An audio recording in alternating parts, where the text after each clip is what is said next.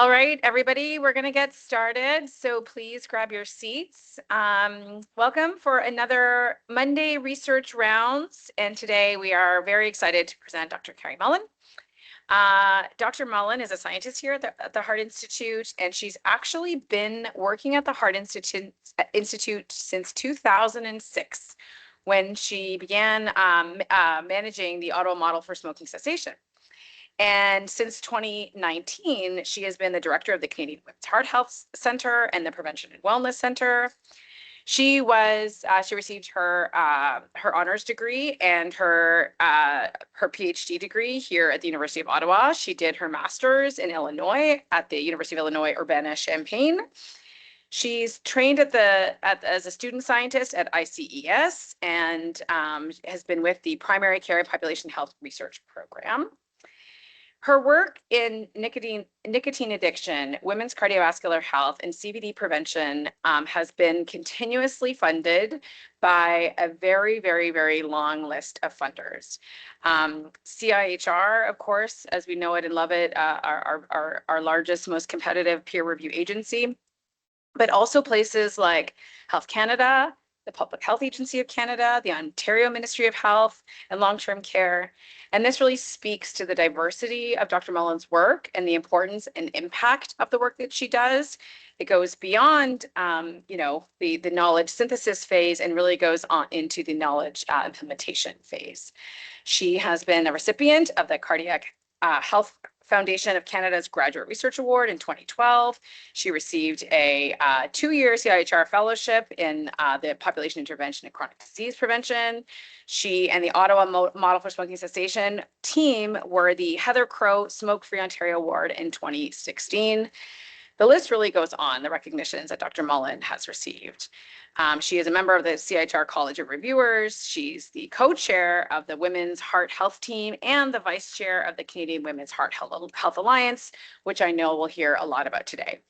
So really, the work that Dr. Mullen has been doing over the last 20 years at the Heart Institute has really spanned the breadth of research that we do here at the Institute, including not only prevention and wellness, but also things like health services, economic impacts, and the health impacts of the interventions that she studies. So we welcome Dr. Mullen today to present her work.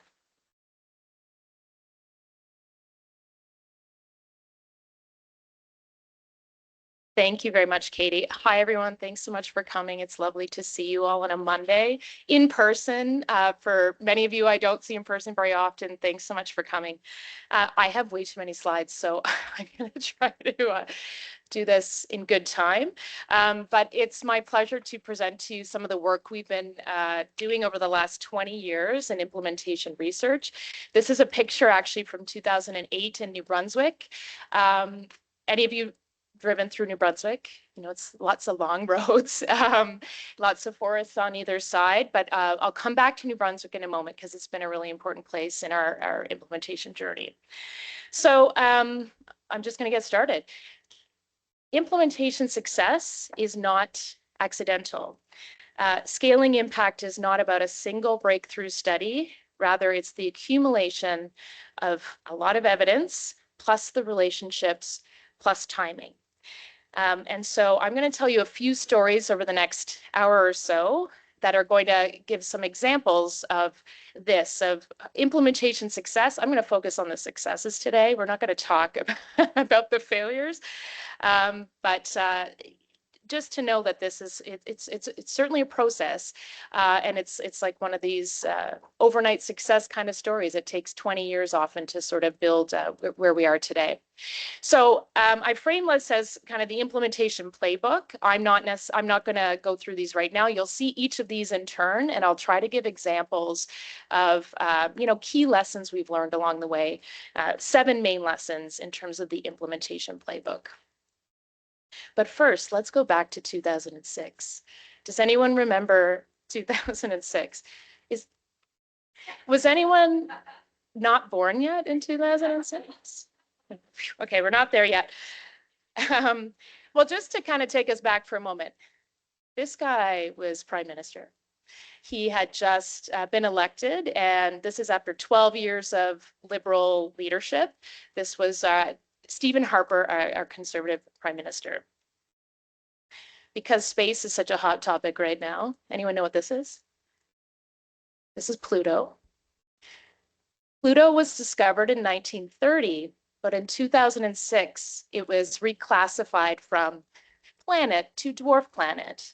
That happened in 2006, for those of you who care. The census became available for the first time online in 2006. Can you believe that, people? We were filling out forms. Well, I think we still can, actually. So paper-based census up until 2006. So that was a big change in terms of the type of data we were, or how we were collecting data.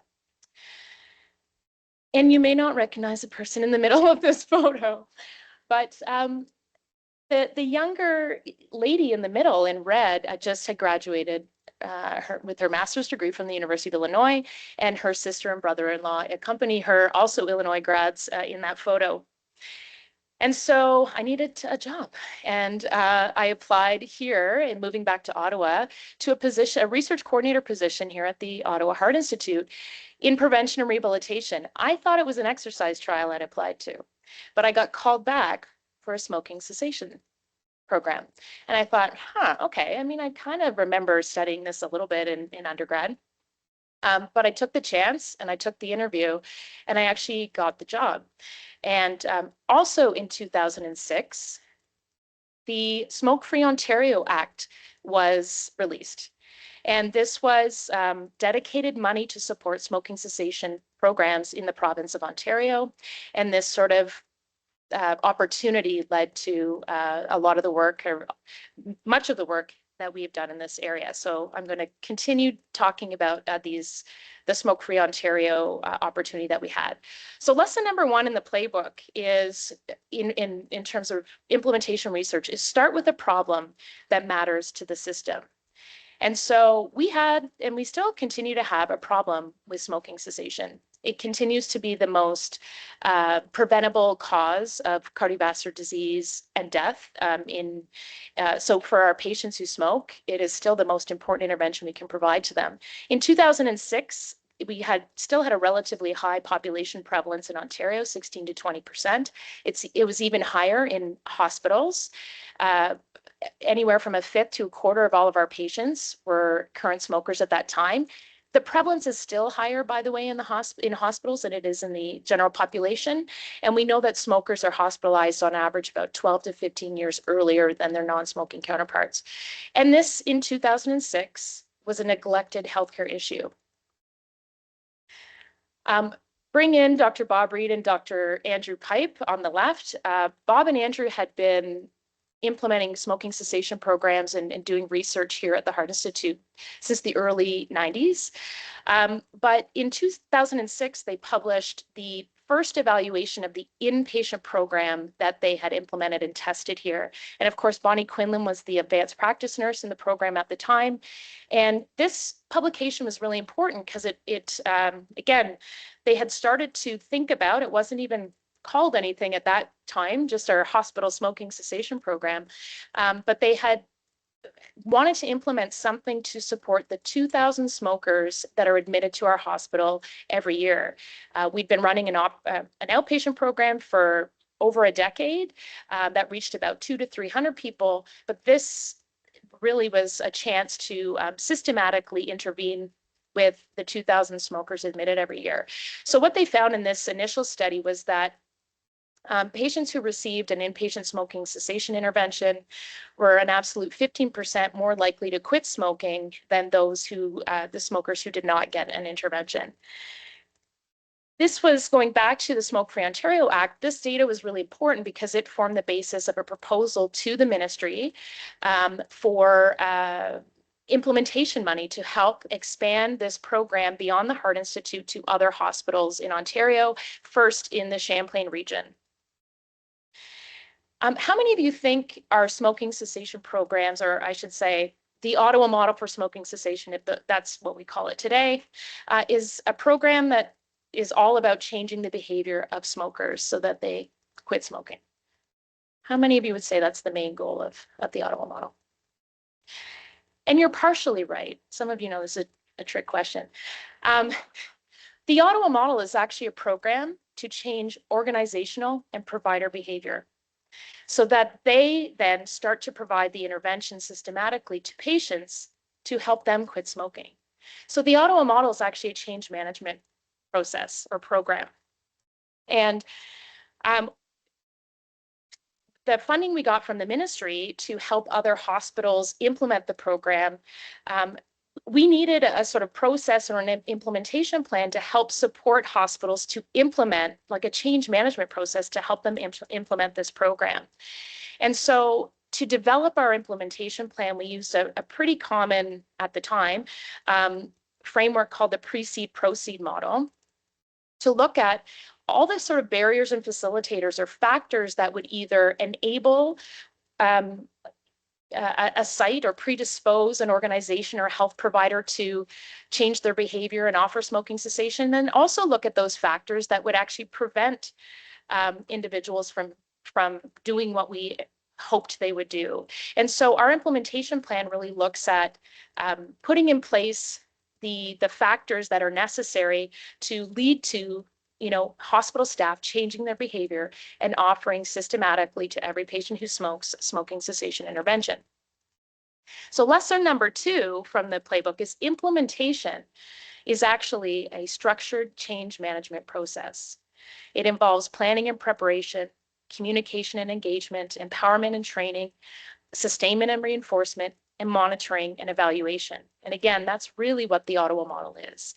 It's a simple, systematic, step-by-step, coordinated approach for addressing tobacco use in healthcare settings. This is what our implementation, when we worked with the site, so again, we did get funding from the Smoke Free Ontario Act to expand the program to, at first, the Champlain hospitals, and we developed this 6-phase implementation plan, which is a combination of a practice change process plus an evidence-based clinical tobacco treatment protocol. It starts with introducing the program at the highest level of the organization, completing a pre-implementation evaluation. Phase 3 is the bulk of the work. It's adaptation, it's developing the policies, the protocols, the tools, et cetera, that's going to be part of delivering that intervention in the hospital. It's training and promoting. Phase 5 is actually implementing the program, launching it, and starting to deliver that smoking cessation program to all patients. And then phase 6 is a post-implementation evaluation and that kind of continuous quality improvement. So in 2010, we published a meta-analysis of the first 9 hospitals that implemented the Ottawa model outside of the Ottawa Heart Institute to say, like, hey, we know it's effective among cardiac patients. What's going on in the general hospital population? And you can see here, we saw significant increases in smoking cessation among patients who received the Ottawa model in general and even rural hospitals in some cases. So, patients who received the Ottawa model in this case were over 70%, had 70% greater odds of quitting smoking compared to those who did not. I've got a little shout out to Debbie Aiken, whom we were attached at the hip for many years, but Debbie became advanced practice nurse in 2007 until she retired, and was a really key part of our journey. So, all right, so we were able to demonstrate that our program's effective. Excellent. So we went back to the ministry and said, look, like our program works among in cardiac hospitals, among cardiac patients. It works in the general hospital population. And they said, well, that's great. Well, of course, we were looking for more money. They said, that's great, but is it cost effective and does it improve lives? And we said, all right, challenge accepted. We're going to look into this. So at the time, I was considering doing my PhD, and I thought, well, if I'm going to do this project anyway, I might as well try to get a PhD out of it. And so that's what I did. So this is the work that formed the basis of my doctoral work. My supervisor was Dr. Doug Manuel, who's at ICES, Steve Hawken also at ICES, Dr. Doug Coyle, he just retired, but he's a health economist at Ottawa U, and Laura Hobler, who may or may not be in the crowd, who manages the data for our program and was a significant part of this study. So we partnered with ICES to find out what the healthcare and economic impacts were of implementing these hospital-based smoking cessation programs. And remember from our implementation plan, we have a pre-evaluation and a post-evaluation. And as part of that, we collect data from patients to find out before we implement the program, how are they doing and how many of them are spontaneously quitting smoking. And then after we implement the program, we evaluate patients who receive the smoking cessation intervention.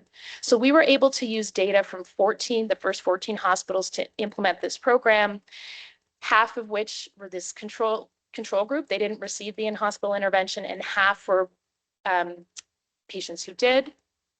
And we linked their data through the administrative databases of ISIS to look at 2-year health outcomes you can see on the bottom there. And what we found was pretty amazing. These are cumulative incidence curves. They're actually kind of like their survival curves kind of flipped. So if your line is higher, that means worse. You've accumulated more events. So the dotted lines are control, and the solid line is our intervention. And you can see it's almost immediate. You can see those lines separating. And what this study found was within 30 days, patients who received the Ottawa model for smoking cessation were 46% less likely to be readmitted to hospital in 30 days. That's an absolute reduction of 6%. Number needed to treat 16. That means we only need to treat 16 people with this intervention to prevent one 30-day readmission. It's even better at 2 years. We see a 26% reduction in readmission. That's an absolute reduction of 12% and a number needed to treat of only 7. But the most important finding of this study, and this wasn't even our primary outcome, was the outcomes in mortality. Smokers who received this systematic intervention were 48% less likely to die over 2 years. And you see the absolute risk reduction was 7.2%. This is way beyond many other sophisticated interventions we are spending lots of money on in practice. So just to reiterate, the most important and life-saving intervention that we can provide to our patients who smoke is a smoking cessation intervention. And this study just highlighted that to not offer evidence-based therapies that exist is negligent. So we said, hey, ministry, we got the information you're looking for. And this study was really, really important, again, to help continue to build that case.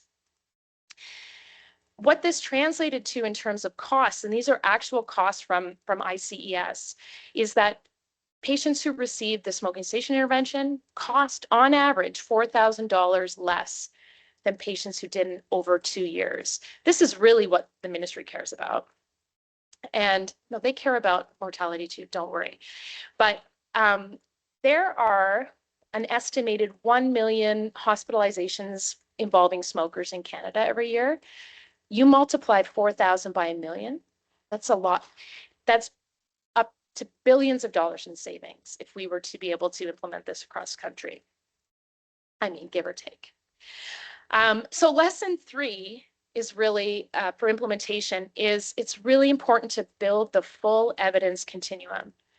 We started out, our program was efficacious. We then started to implement in other hospitals and found, wow, it also works there. We determined it was cost effective, and we were able to demonstrate what this actually means from a budget impact perspective. And we've also, I'm just showing the health services studies we've done, but we've published on patient outcomes, on process outcomes like the implementation factors, on the system outcomes, and on the economic value. And so this presents a full case for its implementation. I'm happy to say, over the last 20 years, as a result of funding and the work that we've done, 600 sites across Canada have implemented this model. Over 50,000 healthcare professionals have been trained, and over 600,000 smoking cessation interventions have been completed. I say around. The number is likely much higher than that, but often when we have funded projects or when our funded project ends, we don't always get the data back from all of our sites. So for example, British Columbia, we haven't received their data since in probably 15 years, but they're still doing it. And so this is an underestimate of the number of people this program has impacted. And we've since gone on to implement in multiple settings and publish the results in those settings. So for example, surgical outpatient setting, we partner with Hussein Malou at TOH, and at the time we co-supervised Joe Sadek, one of his medical students, and published an opt-out study the first time we looked at the opt-out model in the surgical population. We've looked at rehabilitation hospitals. We've implemented in primary care, in diabetes education programs, and in oncology clinics. And it's been really, really important to publish this work along the way, but also there's tremendous value in local data and allowing and partnering with others and allowing the others, our partners in other settings, to publish their data and to collaborate with us on these projects. So, and whether it's published or not, we provide lots of data to sites to allow them to continue to build the case and ideally sustain their activities and their programs. But it's been really, really great research partnerships and opportunities for trainees and early career scientists as well. A recent example of this and other sites sort of publishing their implementation experiences was led by Dr. Muir and his research team and a number of our postdoctoral fellows in the crowd. And this was really interesting because Prince Edward Island has implemented the model. And they went about it kind of hands off, like they used our principles, they implemented the Ottawa model, but they were quite independent in their implementation, but they said, hey, we've got all this data. We'd love to partner with you to help evaluate our program. And so this was recently published, and you can see there, changes in behavior after implementation of their program. 31% of their patients are reporting not smoking, and 37% are reporting smoking less. And so, it was really important for PEI as a province to evaluate their program and then be able to report this back to decision makers who are ultimately funding these programs over the long term. I said I'd go back to New Brunswick after that first photo, and New Brunswick is probably the most successful implementation example we have. We've had an incredible partnership with them since 2007. And in 2004, we published a cost effectiveness study, which I'll tell you a little bit about now. But this is pretty amazing. So 2007, New Brunswick started to implement the Ottawa model in partnership with us using our implementation work plan in 5 hospitals. You can see things really started to take off in 2011. And what happened is that we actually submitted a business case using their data from the 5 years before that, or 4 years, and we're successful in getting funding for 2 FTE, for 2 implementation specialists, just like the team we have here in Ontario, to help their other healthcare settings in the province of New Brunswick implement the program. So they got 2 permanent positions as a result of that business case. And you can see their numbers completely take off as of 2011. In 2016, you see the ribbon at the bottom. That's when they started implementing in cancer care and oncology clinics.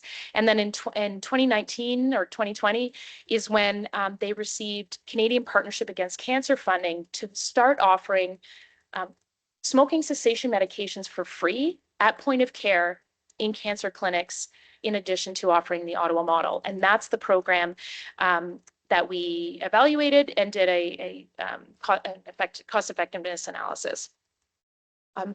By the way, and this only goes to 2022, Laura, you probably have data that I should have asked a week ago. So this number is a bit outdated, but 130,000 is the number of smoking cessation consultations that this orange area represents. New Brunswick is a province of 800,000 people. That's like every smoker in the province. It's incredible how well they've done. And they're just awesome. They're such an awesome team. So, all right, so they called me up and they said, hey, can we do a cost effectiveness analysis? Of course. So what we compared in this study, again, was usual care, patients who did not receive, these are patients with cancer who did not receive an intervention versus offering the Ottawa model plus cost-free smoking cessation medication. What we found is on average, the per patient cost of offering this was $132 per patient. That's it. Because not everyone accepts the intervention and not everyone accepts the medication and not everyone uses it for 6 months and so on. So the costs were really relatively low and they embedded it within the clinic. So people were also, this is at point of care, and they were offering this to some people on the day they received their diagnosis. Now you can imagine many clinicians were like, that's not the right time. But the feedback from the patients was unbelievable.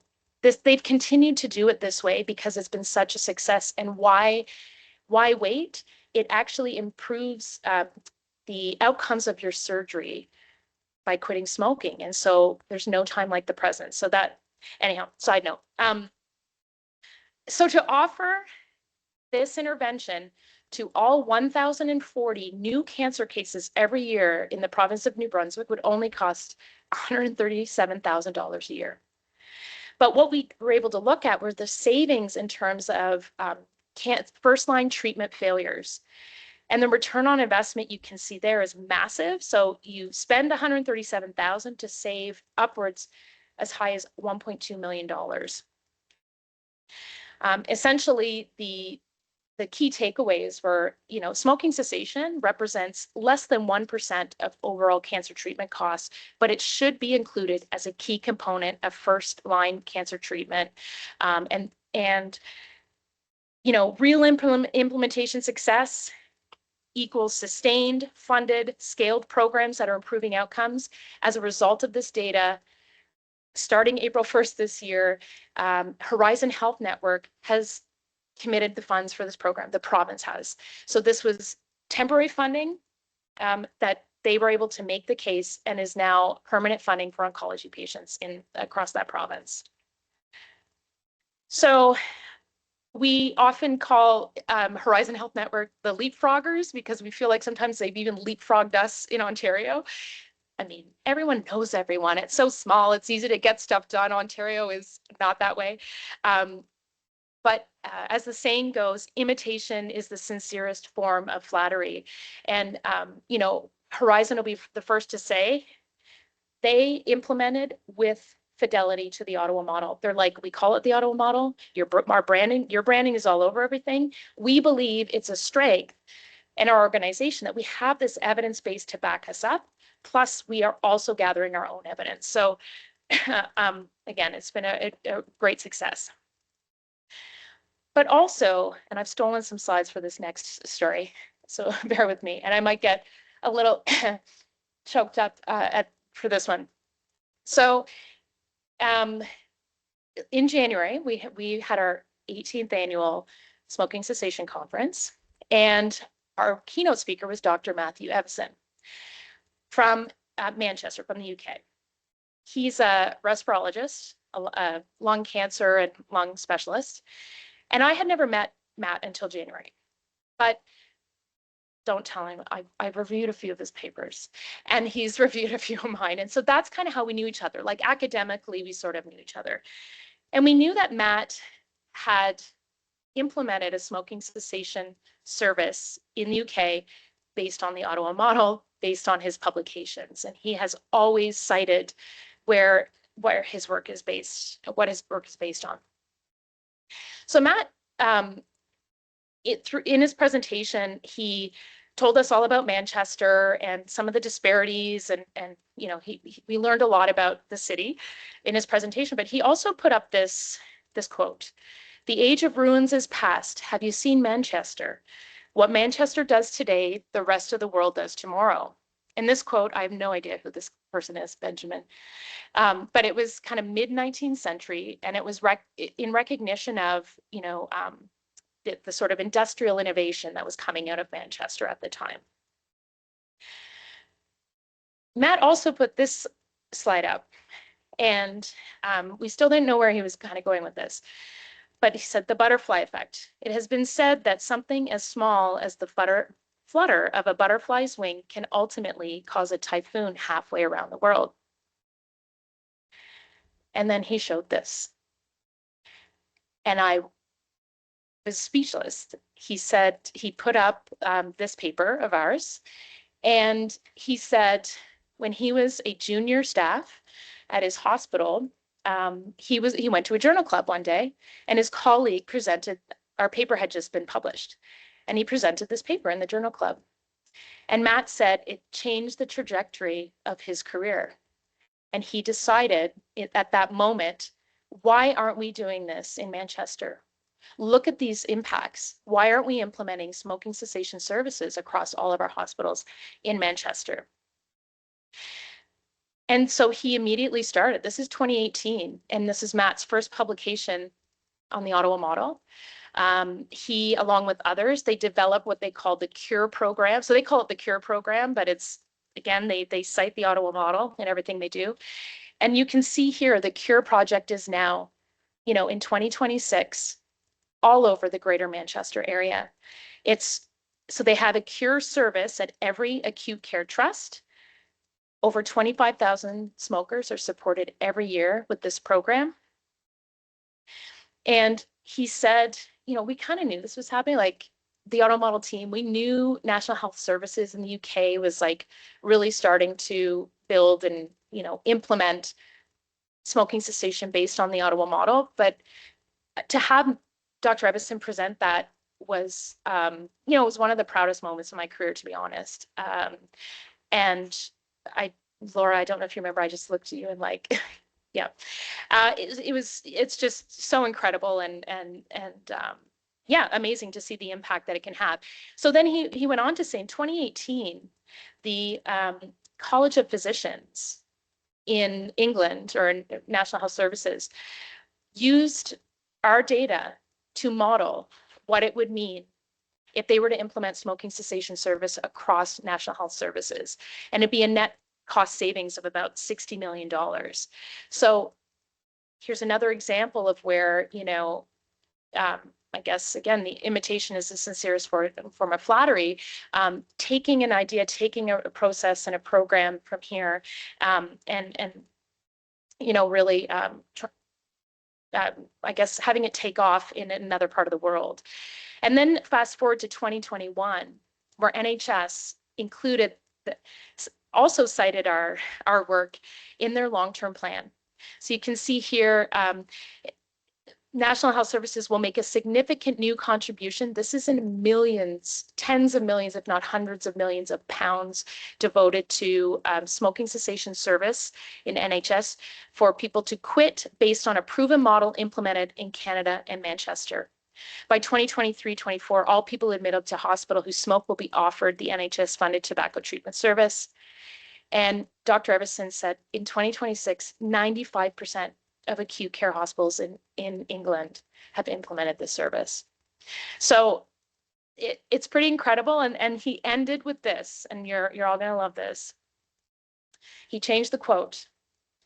The age of tobacco is past. Have you seen Ottawa? What Ottawa does today, the rest of the world does tomorrow. And this is just, so you can imagine we're all in tears at this point. But it's just a reminder that I'm presenting 20 years of work. Research is a slog. Like, it's hard.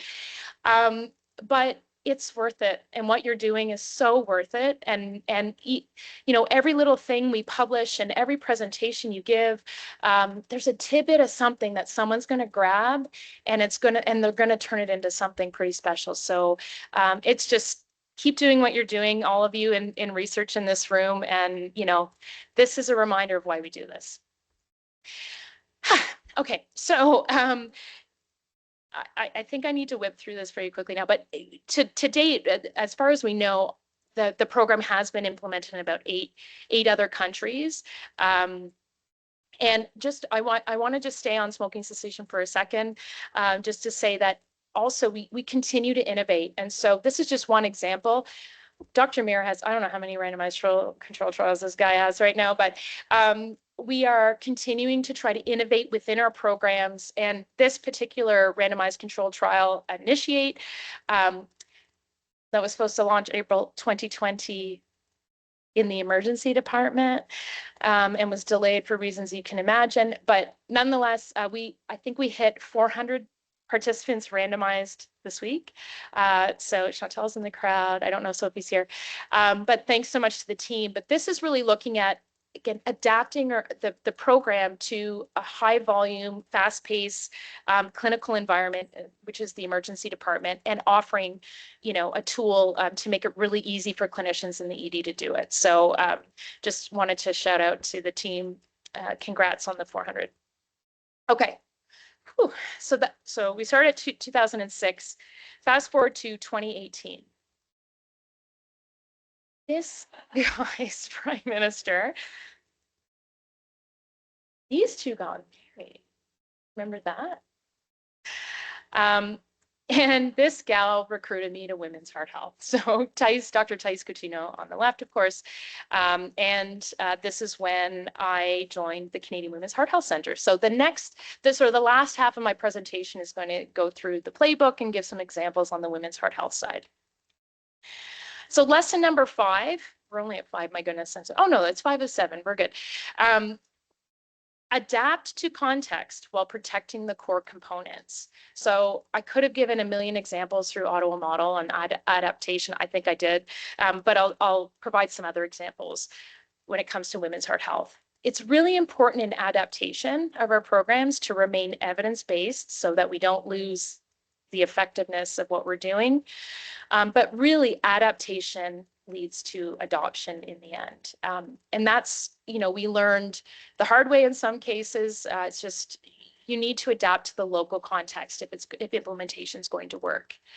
And so the example I give for this is actually our family heart health trial that started like late 2000s, I think. So Dr. Bob Reed and Lisa McDonald led this study, which was the development of an intervention, a health coaching intervention and behavior change intervention offered to the family members of our patients, recognizing that families often hold similar risk as our patients.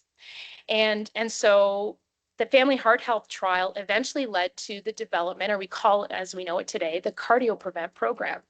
So it started as a randomized trial. It was adapted to the general population, not just family members, and is known as CardioPrevent today. Well, further adaptation was needed when we started to, in the Canadian Women's Heart Health Centre, want to offer this intervention to postpartum women who have had an adverse pregnancy outcome that puts them at greater risk of developing cardiovascular disease. We wanted to offer a program to them to help reduce their overall risk. But you can imagine there are adaptations that are needed to be able to offer an intervention to a woman in the postpartum period. And so we just published last year, led by Natalie and Dr. Dan Kwanzaa. Dan's in the crowd. Our first evaluation of the CardioPrevent postpartum program. And so this was kind of a program description, but also demonstrated, we saw improvements. Our primary outcome was global cardiovascular risk, and we saw improvements in 6 months and even maintenance up to 12 months in terms of overall global cardiovascular risk, but also in individual cardiovascular risk predictors or outcomes. And, just to take it a step further, Dan published this scoping review, and Sarah Vicentini was a big part of this as well, Kervin Sabara. Just looking at, again, further adaptation, we need to understand, just like we did in smoking, what are the barriers and facilitators to actually offering these types of interventions? And we need to understand those and then design our interventions and implement our interventions with those barriers and facilitators in mind. And so this is just further work to help us understand what's needed in the postpartum world. Okay, lesson number 6, co-create with end users, partners, and collaborators. And of course, this should be based on your audience. So when you publish work, when you do a study, and then you're creating outputs or communication tools as part of this. Always think of who your audience is, obviously, and it's really great to actually work with those audiences in co-developing those things. So there's no greater example than the Women at Heart Peer Support Program in terms of this co-development. And just for those of you who don't know, we have this peer support program that is led by women who successfully recovered from their heart disease. They actually lead groups and support other women who've just had a cardiac event. And this program was the first out of the gate when the Canadian Women's Heart Health Centre was launched in 2020, 2014, 2012. I'm losing track. But what was really amazing is that this program, the idea for the program, came directly from the patients. Women who are saying, I'm missing something. I'm really missing this sort of like emotional support. I'd love to talk to other women who've been through this. And this program was developed with an advisory committee that included 4 women with lived experience. It included our multidisciplinary rehab team, leadership in the organization, and that ultimately is what led to the development of the Women at Heart program as we know it today. So we actually published the first sort of proof of concept evaluation of Women at Heart just last year, and that was led by Nadine Elias and Dan Kwanzaa, and you can see our amazing group of peer leaders in the picture beside. And again, it was a program description and kind of an initial evaluation of the outcomes, and you can see that there were improvements in after Women at Heart compared to before in lots of psychosocial outcomes and even some physical outcomes. Fast forward or rewind, I don't know, rewind a year ago. And I want to thank Dr. Heather Tulloch for introducing us to Dr. Katie Edwards from Stanford University. So Dr. Katie Edwards is kind of like Heather's counterpart. She's a health psychologist that specifically works in cardiovascular disease at Stanford. And she runs support groups. And she was really interested in implementing peer support, and she loved the Women at Heart model. And so she said, hey, let's write a grant and look at implementing the Women at Heart peer support model here at Stanford. And not only that, but let's actually adapt it. And I want to really focus on SCAD patients specifically. And so that's what this grant is all about, is the adaptation of Women at Heart for SCAD patients. And Risa Mallory is one of our patient partners, Heather Ebbs, Janice Wilson as well, who are helping to shape shape what this adaptation looks like. So this is really exciting. This project's underway as we speak. And then finally, we're at lesson number 7, invest in knowledge translation as an active process. Knowledge translation is not just publishing the work. It stems from that evidence. So it's communities of practice that develop its toolkits, presentations, webinars, infographics, translating of our tools in multiple languages. And it's national and international partnerships, and then further research collaborations.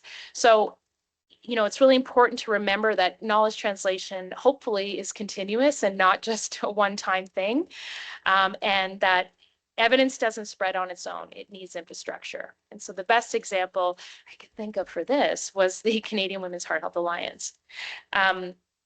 This is, by definition, a knowledge translation and mobilization network. And it was launched in 2018.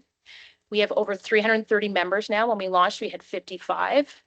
And the vision of this network is to, and our members are multidisciplinary, and they represent all provinces in Canada.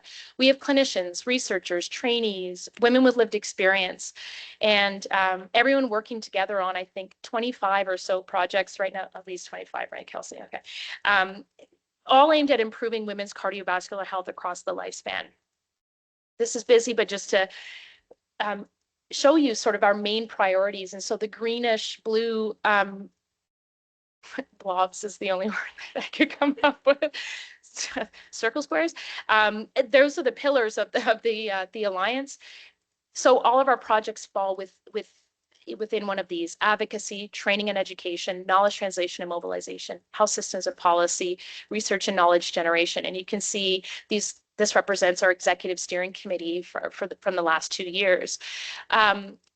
Every one of our pillars is co-led by a person with lived experience and a health professional, to ensure that right from the top of our organization, that the patient perspective, the lived experience perspective is embedded in every project, everything that we do. I cannot say enough about our secretariat, Lisa Comber, Melissa Corgun, Kelsey Bolger. These gals manage everything, every aspect of this network, and are the most productive 3 people I think I've ever known. So thank you to you for making this alliance what it is. I'm only going to give one example today because I don't have any more time than that. But one of our very first outputs was a really important document published in the Canadian Journal of Cardiology Open, a 9-chapter atlas, contemporary review on sort of everything there is to know in women's cardiovascular health. Chapter 9 specifically was a next steps or recommendation sort of chapter. Where do we go from here now that we've learned all of this? Where do we need to go? So remember, knowledge translation should be continuous and it needs infrastructure. That publication essentially in its recommendations informed our next 2-year strategic roadmap of this organization. And we had sort of consensus building meetings with our members to essentially drill it down to 3 main objectives for the next 2 years: to develop a national strategy for women's cardiovascular health in Canada, to reimagine health systems that work for women, and to amplify advocacy and awareness. And there's an entire operating plan that I don't have room for on this slide that is guiding the activities of this work. And I really do, again, want to shout out the Secretariat and also Dr. Jody Edwards for their contributions to all of this, but specifically the strategic roadmap. I'm going to go back to lesson 1 for a moment. Start with the problem that matters to the system. And just while we're still on the topic of women's heart health, we know that the research is lacking in terms of women's cardiovascular health and sex and gender differences. And, we have questions around the natural history of cardiovascular disease and how it progresses in women, the impact of various risk factors, including sex-specific risk factors. And we know that frankly, our risk prediction tools suck for women. And so I'm excited to say we just finished recruitment for Her Crown, which is a cohort study which we embarked on to sort of really address all of these. So right now, Her Crown is at pilot stage. We are just assessing the feasibility, but ultimately the main objectives of our full study are those 3. And so we had a cohort study, 2 groups. We have women with a known sex-specific risk factor, like a adverse pregnancy outcome, breast cancer, polycystic ovarian syndrome, you can see them there. And then we matched those women to healthy controls, or women who did not have these sex-specific risk factors. And so happy to say we met or exceeded all of our feasibility criteria. I'd like to thank Carolyn Van Dam for her work on this study, and she's tenacious. And so thank you for that, and happy to say that we are, go see Carolyn on Research Day, because we don't know if it's accepted yet, but I'm assuming it's going to be. She may be presenting about this. But I'd like to thank, of course, our collaborators. And I mean, everything I mentioned research-wise, we would not be able to do without Evian Quiret. Hassan's nodding. Incredible, our research manager. We couldn't do this without her. But yeah, thanks to all our collaborators on Her Crown. All right. Whew. Almost there, people. So I only talked about things we achieved. So this is sort of the playbook as I see it. There's certainly other factors, but these have been really important in terms of implementation success over the years. And I'll just leave you with implementation research succeeds when the work continues without you, and scales because others can't afford not to adopt it. And that only happens when you build the right evidence, the right systems, and have the right people around it. And lesson number 8, it's always all about the people. Okay, so I just want to really acknowledge there were too many of you to put pictures up for this one. You're the only slide without pictures, smoking cessation people, I'm sorry. But our implementation team, of course, our clinical team, thank you, thank you. My research team, I think I hopefully mentioned all of you throughout. Oh, Ama Twanaboa, she coordinates our Women's Heart Health Registry. To the Canadian Women's Heart Health Center team, to the Alliance team. I didn't choose the blooper photo, I chose the nice one. I can't say enough about research services. We would not be able to do any of this without you. Like, I mean it. Just truly, we are so lucky to have a team like you, and thank you for all your support over the years. And that also includes OHRC Finance, Human Resources, and Legal Affairs. We wouldn't be able to do any of the work we do without you. And finally, my mentors, collaborators, idea bouncers, moral support team. Thank you. No, that's not final. This is truly final. It's so little, but it's like the best pictures I could get. But we have an army of women with lived experience, and they just make our work that much better. So I am so grateful for all the people that I have been able to work with over the years. So thanks to all of you for being here and for putting up with me for the last 50 minutes. Thank you.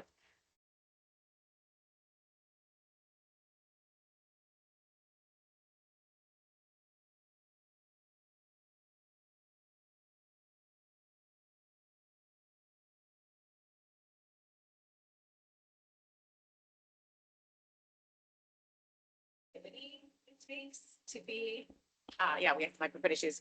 Creativity that it takes to do this kind of work.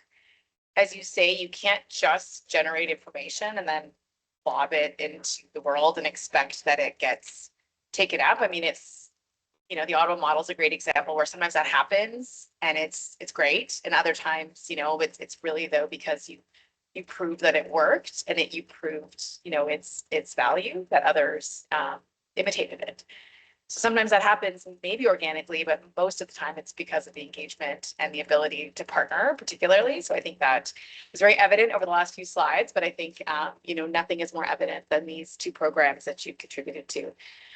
For questions, because we're having microphone issues, Kerri is going to repeat the question, or I'm going to repeat the question. So please just raise your hand, shout, and we'll repeat as needed. Maybe I could start. Thinking about your many examples, particularly in the smoking cessation space, where you've convinced the funders, you've convinced the people who are funding it that this is meaningful. In a time when I think we're not focused on prevention, we're focused on just getting out of the, like, putting out the fire that's right in front of us. What have you learned? What has your team learned about that aspect? You know, really saying it's not, I mean, we could just do great, have really great surgical outcomes in oncology, or we could prevent it upstream. You know, like how has your experience been for that? I think it's been hard. Like, prevention has always been about, like I said, we showed all this effectiveness data early on and thought that would work. And they're like, yeah, but well, how, you know, you got to prove that it's cost effective. And I'm not sure that every intervention needs to prove that. So prevention has been hard in terms of always convincing people that they should be funding it, and not, and so it's often a lot of modeling. You're using data that, you know, we can't predict really truly what's going to happen 30 years from now, but we can use other data that might, you know, might have shown certain outcomes. I think we've been really successful. I think and I, you know, it's a whole different world today, of course, but you know, the model that where we had success is we had a lot of temporary federally funded projects, 3-year, 5-year, with New Brunswick, with British Columbia, and as a deliverable in every single one of those was a business case. That was our final deliverable in every work plan of every federal project, because we knew someone's going to have to pay for this eventually. And we had provinces like New Brunswick where they succeeded. Their business case worked. Their province picked up the cost.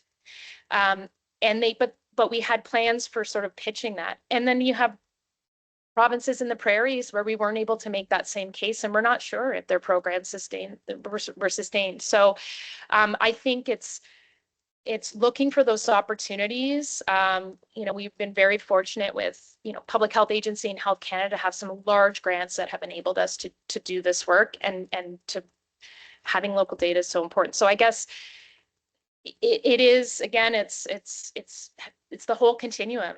Is your program effective? Is it cost effective? And it's sometimes, if we don't have the data in front of us, we got to get creative about modeling what that looks like on the prevention side of things. Dr. Beanlands.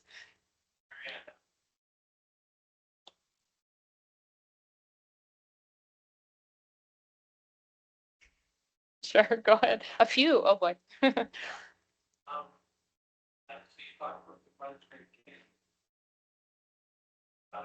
What is Ontario being diagram that actually is they're not actively using that accounting for costs. Yeah.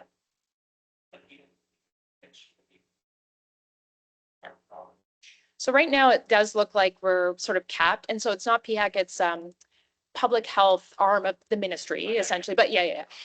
We did have a PHAC grant, so but that, yeah, it's sort of capped, as many budgets are right now. So but what's interesting is the public health group in smoking cessation specifically, they have, our main contacts have suggested that there is some funding coming. So while our base budget won't change, there's likely some one-time or 1 year or 3 year, you know, some other pockets of money that are potentially coming our way. One of the and there's a couple other things I'll mention, but one of the, of course, the tobacco trials have ended, and the money is flowing from, so the tobacco industry has had to pay the federal Canada billions of dollars, billions, how much? $32 billion. And this money is being flowed to all of the, because health is managed by the provinces and territories, is being flowed. In a lot of cases, that money is just going to the provincial deficit. It's not necessarily going to go to tobacco control or smoking cessation. That being said, everyone in our world is making the case for at least a portion of those billions of dollars to support the services that are supporting smokers. So that's a fight that we're part of, and we're working with our NGO groups to on that. Yeah. So while our base budget hasn't changed, there are pockets of funding we've at least heard that are coming. Also, the national quit line is going up for RFP, or going up for procurement in about a year. And so that's an opportunity in the province of Ontario for us to expand our follow-up dollars. Dr. Beanlands, number 2.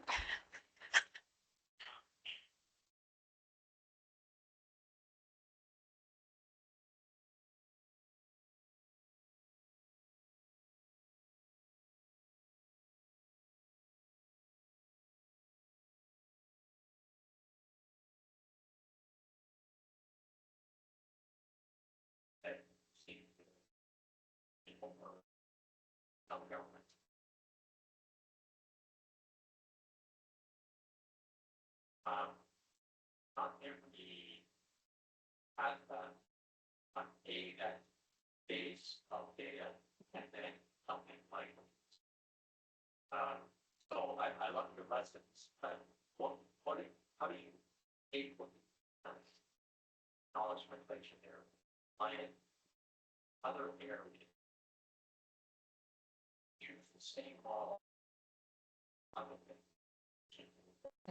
So beyond smoking.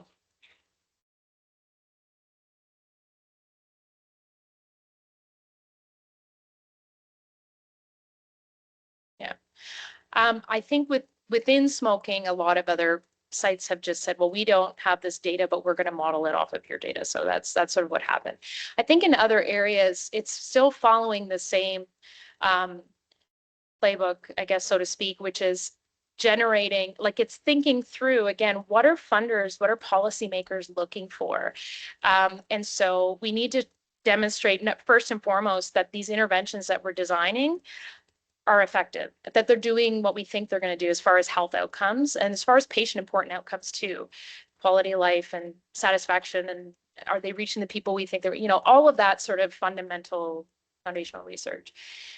And then, when it comes to convincing funders, it really is trying to look at model what the potential savings are by doing this. And so there's, whether it's, I'm looking at Jennifer, so, we know that improving VO2 max is life-saving. Well, there's data out there to sort of demonstrate the long-term impacts of exercise interventions and so on. And so it's using the data that exists when we can't have it to model what the economic impacts of those things are. So I think it's partnering with the health economists and being like, help me figure this out. And, I was so lucky to learn and be mentored by Doug Coyle, like such a down to earth, and just the way he can, could drill things down. But there's other health economists who can help us solve those problems. Like, hey, I need to make this case. Help me develop the model to do that.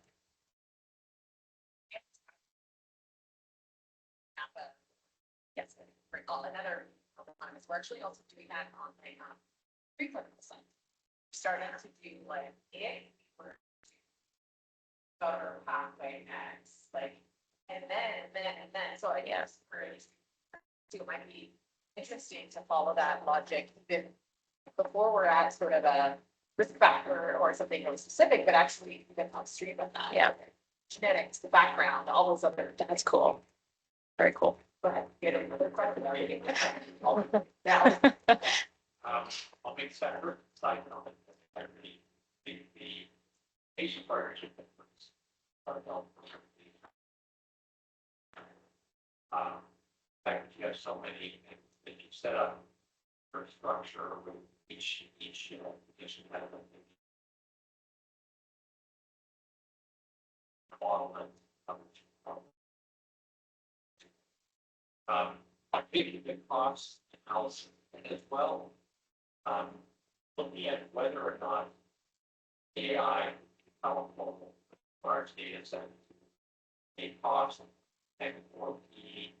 And I know that's a decision, but are there some other strides and things that can help disseminate or is there all For sure. Definitely. I think we're using AI more and more all the time. I think all of us probably are. For sure. Like even in terms of our implementation processes, like what can we make more efficient? So we're starting to look at those things like right from implementation to analyzing data. So for sure, there's application and again, it's partnering with the people who know and are doing it and can really think about the innovative ways I mean, there are people out there that could look at what we're doing and go, have I got a solution for you? And, we don't even know what that is yet, but we just know that for sure, there's ways that AI can be making our jobs easier to the follow-up of patients, to the, IVR is not innovative anymore, but it was in 2006. And, but, there's other ways of engaging with patients on the clinical side, so in follow-up or in whatever that, we could be looking at AI for sure. And we are. Yep. Yeah. Hassan.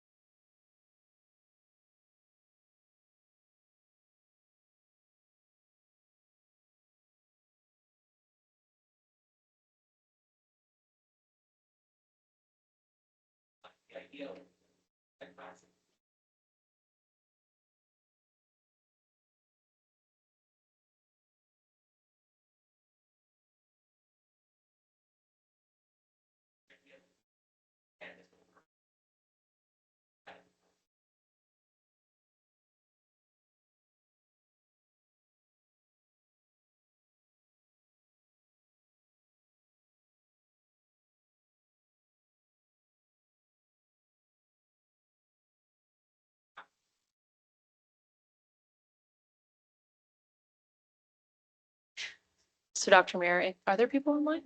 No, it's recorded. It's okay.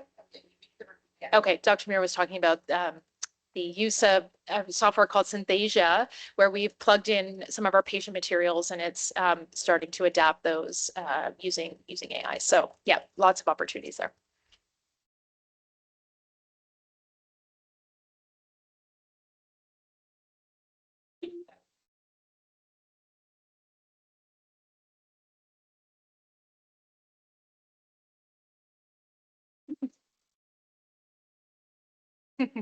Oh, thank you. Well, it's, as you can see by all the people on my slides, it's not just me. Thank you.